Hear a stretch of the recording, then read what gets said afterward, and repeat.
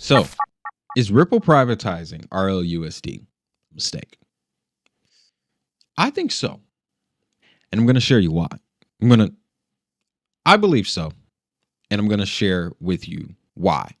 Initially, Ripple RLUSD was intended for enterprise adoption only. So, to illustrate what that looks like, the RLUSD stablecoin will be the main currency transacted between Ripple and its enterprise clients. These could include the notorious banking partners that we have heard Ripple has had for years. In comparison to other stablecoin offerings like PayPal USD, Circle, Paxos, and Tether, even with their recent changes, RLUSD, the placement of that stablecoin, if you don't know, you won't know. That's essentially what we're dealing with here. Whereas Circle just went public, PayPal USD is already connected to a public company who has been the backbone of digital finance going on a decade now. Paxos, they're backed here in the United States, and their individual offerings are starting to gain more traction because of its public user base. So we've seen in the past, when a network implements a stablecoin, if it's retail facing, it benefits the network tremendously.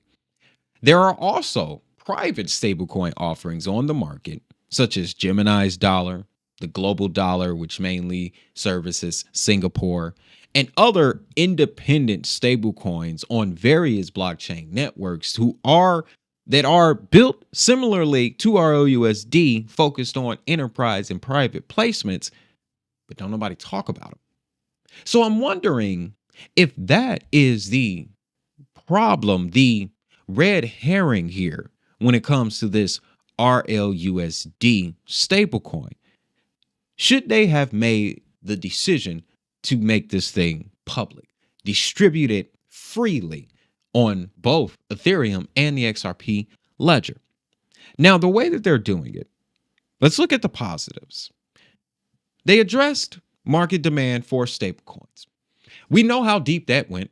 Global stablecoin arrangements, Financial Stability Board, and G20 nations came together in 2018 to put together a plan to reduce cross-border payments, which, to that point, PayPal's new Pay with Crypto, in the first paragraph, what do they mention that they have successfully done with the new application? Reduce the amount of cross-border transaction fees.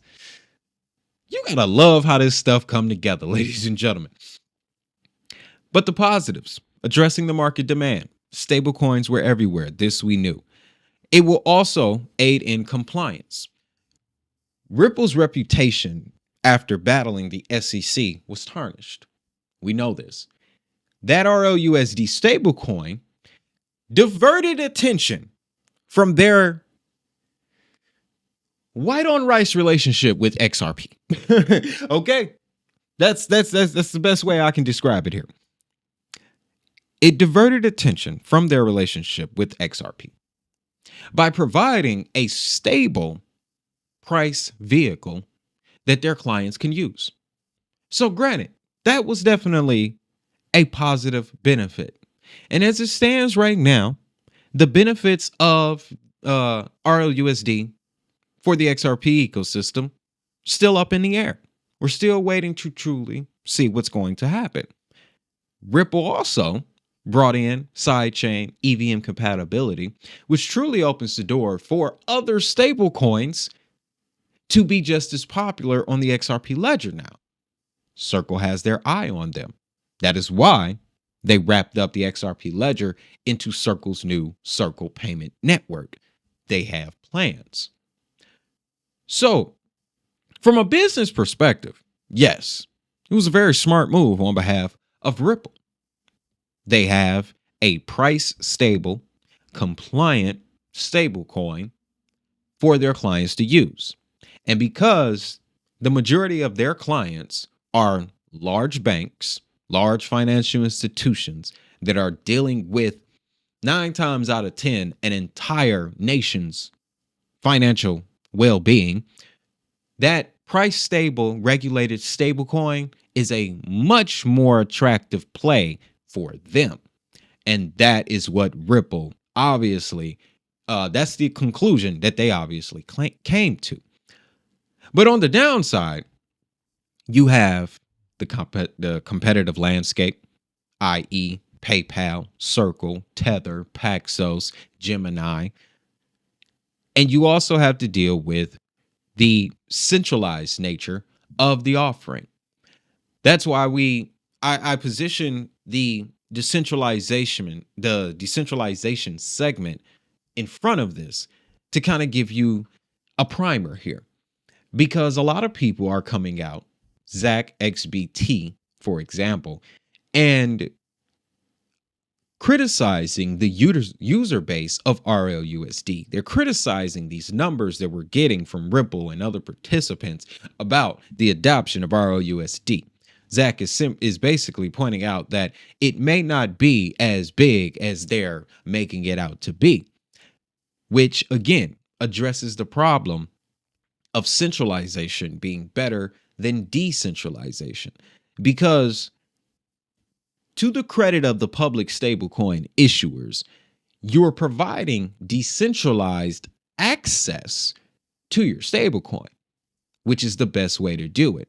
I learned that actually from Danielle Dixon during their campaign press run after the Stellar and MoneyGram announcement. Their whole goal was to decentralize access to the financial system. On the back end, there is still, though, the centralized entity in the form of MoneyGram. And if you really want to take it a step further, when you go to market your network, your stablecoin, your app, you have to centralize your marketing efforts to one particular group. So to say decentralization is the heartbeat of crypto would be overlooking the centralized forces that put crypto in front of you in the first place. So a lot of things can come out of this conversation. A lot of arguments can be made as to whether Ripple was right or wrong here. My personal stance is I think they should have taken the public route. I believe had they just minted a heap ton of RLUSD, 100 million, 300 million, maybe 500 million. Don't see why they couldn't. Minted 500 million USD, split it down the middle with Ethereum and XRP. They could have done that. Or they could have just went and put the whole 500 million on the XRP ledger and told Vitalik and his Ethereum boys to step up. I didn't see that. So to answer the question, were they right to privatize it? No. I believe that they will see the error of their ways, and we will get to a point in the future where RLUSD is retail facing, available to everyone, and live on multiple blockchain networks, including Stellar. Oh boy, I can't wait for that day. That'd pretty much kill the tribalism, wouldn't it? If Ripple dropped a stable coin on Stellar.